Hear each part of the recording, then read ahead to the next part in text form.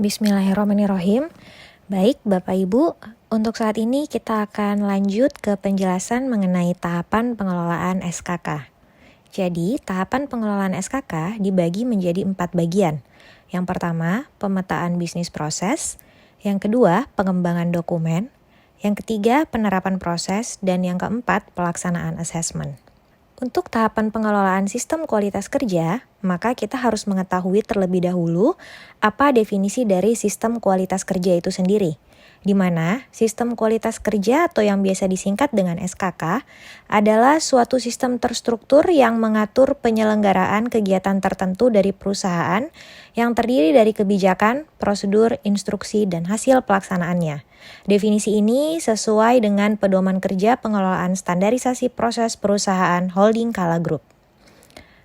Apabila kita lihat dari hierarki prosesnya, maka bisnis proses dimulai dari bisnis proses level 0, bisnis proses level 1, level 2, level 3, hingga ke level 4 yang sering disebut dengan catatan atau rekam kerja. Cascade bisnis proses ini dapat ditransformasikan menjadi sebuah dokumen, di mana bisnis proses level 0 atau yang biasa disebut dengan value chain pada umumnya akan mengacu dari visi misi dan target Kala Group, Cosmo, serta kebijakan RKMS.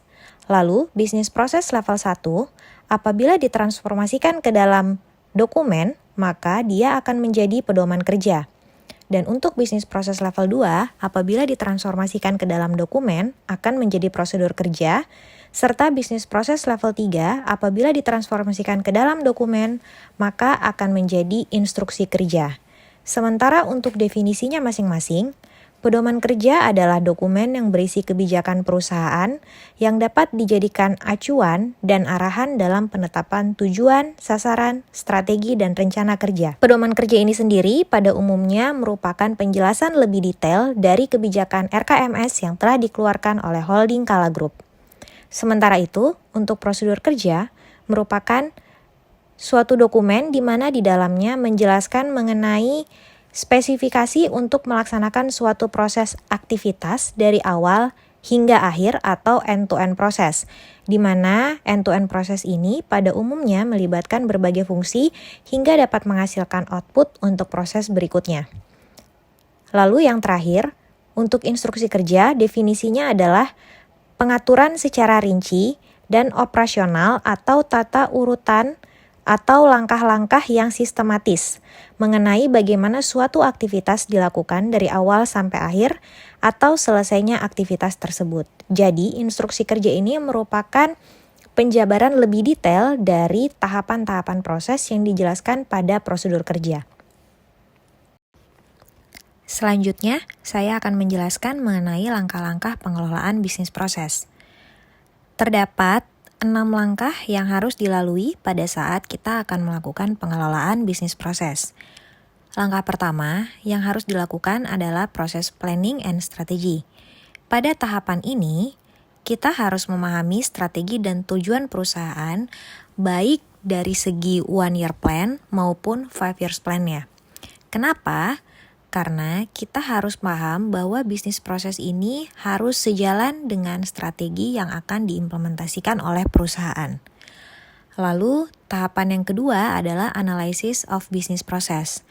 Pada tahapan ini, kita akan melakukan analisa bagaimana bisnis proses yang efektif untuk diimplementasikan dalam perusahaan. Cara kita melakukan analisa ini adalah dengan memperhatikan inisiatif strategik dari perusahaan, KPI, job description, serta kajian internal dan eksternal dari perusahaan.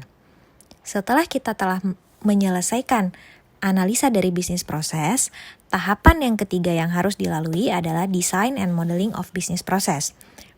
Di tahapan ini, kita telah memasuki tahapan untuk membuat desain bisnis proses dari sebuah perusahaan. Maka terdapat beberapa hal yang harus kita identifikasi antara lain proses, urutan proses, pihak yang terlibat, service level agreement dari sebuah proses, lokasi, peralatan, serta performa indikator. Setelah kita berhasil mengidentifikasi semua kriteria-kriteria ini, harapannya kita dapat memberikan output berupa desain dan model dari bisnis proses yang efektif untuk perusahaan. Selanjutnya, apabila kita telah memiliki desain bisnis proses, maka kita harus membuat skenario bagaimana cara mengimplementasikan bisnis proses tersebut. Dan ini berada dalam tahapan yang keempat, yaitu proses implementation. Pada tahapan ini, bisnis proses tadi akan dikonversi ke dalam bentuk dokumen, di mana dokumen kualitas ini tentunya akan diimplementasikan oleh pihak-pihak terkait sesuai dengan bisnis proses yang telah disepakati bersama. Selanjutnya, setelah kita membuat skenario implementasi dokumen, maka kita akan masuk ke dalam tahapan yang kelima, yaitu proses control and monitor. Pada tahapan ini, kita harus menetapkan tools pengawasan proses dan upaya untuk melakukan kaizen terhadap proses yang kita miliki. Karena tidak menutup kemungkinan pada saat kita melakukan implementasi proses, terdapat ketidaksesuaian standar yang kita lakukan, sehingga kita harus mengembalikan hal tersebut ke standarnya. Atau bisa jadi kita berada dalam suatu fase di mana standar tersebut tidak lagi cukup challenging dan dapat memenuhi kebutuhan dari customer kita, sehingga perlu dilakukan improve agar kepuasan customer tetap terjaga. Lalu, tahapan yang keenam adalah proses refinement. Pada tahapan ini, diharapkan bisnis proses kita telah berada dalam maturity level yang cukup baik, di mana bisnis proses kita telah berjalan secara efektif dan efisien, sehingga untuk menjaganya, kita memerlukan perbaikan proses secara terus-menerus dan berkelanjutan. Setelah memetakan bisnis proses dan kita telah memiliki desain bisnis proses dari perusahaan, di mana di dalam lingkup Kala Group sendiri, bisnis proses akan dibagi menjadi 3 cascade proses, mulai dari level 0, level 1, level 2, dan level 3. Lalu bagaimana penerapan dari setiap proses tersebut? Penerapan yang dilakukan di level Kala Group mulai dari level 0, level 1, level 2, dan level 3 tentunya memiliki PIC masing-masing. Untuk level bisnis proses level 0, maka penerapan prosesnya akan diawasi langsung oleh level chief atau direksi, di mana konversi dari proses ini adalah suatu dokumen dalam bentuk value chain. Lalu, untuk bisnis proses level 1, PIC yang akan bertanggung jawab terhadap penerapan proses di level ini adalah division head, di mana proses level 1 ini nantinya akan bertransformasi menjadi sebuah pedoman kerja. Lalu untuk penerapan proses di level 2, PIC yang akan bertanggung jawab adalah level department head, di mana proses ini nantinya akan terkonversi menjadi dokumen prosedur kerja.